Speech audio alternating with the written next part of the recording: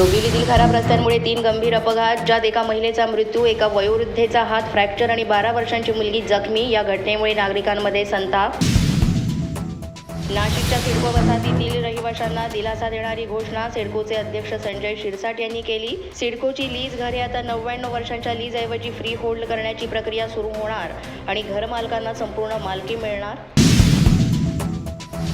सिडकोच्या घरांची लॉटरी जी 2 ते 5 ऑक्टोबर दरम्यान होणार होती ती आता पुढे ढकलण्यात आलेली आहे. लॉटरी आता 7 ऑक्टोबरला होणार असून सुमारे 26,000 घरांसाठी ही लॉटरी काढली जाणार. मुंबईत सप्टेंबर महिन्यात 9,111 घरांची विक्री झाली असून या गृहविक्रीतून मुद्रांक शुल्काच्या स्वरूपात राज्य सरकारला 876 कोटी रुपयांचा महसूल मिळाला. नवरात्रीच्या काळात मुंबई मेट्रो रात्री 12:15 वाजेपर्यंत धावणार, तर अंधेरी ते गोंदिवली दरम्यान 7 ते 11 ऑक्टोबर दरम्यान दररोज 12 अतिरिक्त फेऱ्या चालवण्याचा निर्णय मेट्रो प्रशासनानं घेतला.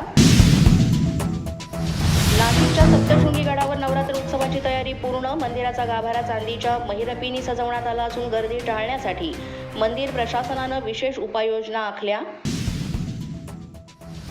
नवरात्र उत्सवानिमित्त नंदुरबारमधील देवीच्या मंदिरामध्ये आकर्षक सजावट. जिल्ह्यातील आदिशक्तीची मंदिरं विद्युत रोषणाईंनी उजळली. मुंबईतील रस्त्यांच्या सिमेंट कॉन्क्रिटीकरणाच्या कामाला सुरुवात. गुणवत्ता तपासणीसाठी IITची नेमणूक. महापालिका आयुक्त भूषण गगरानी यांनी IITला काटेकोर तपासणी करण्याचे दिले आदेश. बदलत्या हवामानामुळे मुंबईत डेंग्यू आणि हिवतापाचे प्रादुर्भाव वाढले. सप्टेंबर महिन्यात हिवतापाचे 1261 आणि डेंग्यूचे 1056 रुग्ण नोंदवले गेले. ताडोबा अंधारी व्याघ्र प्रकल्प पर्यटकांसाठी पुन्हा खुला झालाय. पावसाळ्यामुळे 1 जुलै ते 30 सप्टेंबर दरम्यान प्रकल्प बंद ठेवण्यात आला होता. सचिन तेंडुलकर यांनी सफारीसाठी ताडोबाला दिली भेट. अशाच नवनवीन आणि ताज्या घडामोडी पाहण्यासाठी पोलीस माझा न्यूजच्या चॅनेलला सबस्क्राईब करा. आमचं फेसबुक, ट्विटर आणि इंस्टाग्राम पेज आहे ते सुद्धा फॉलो करा.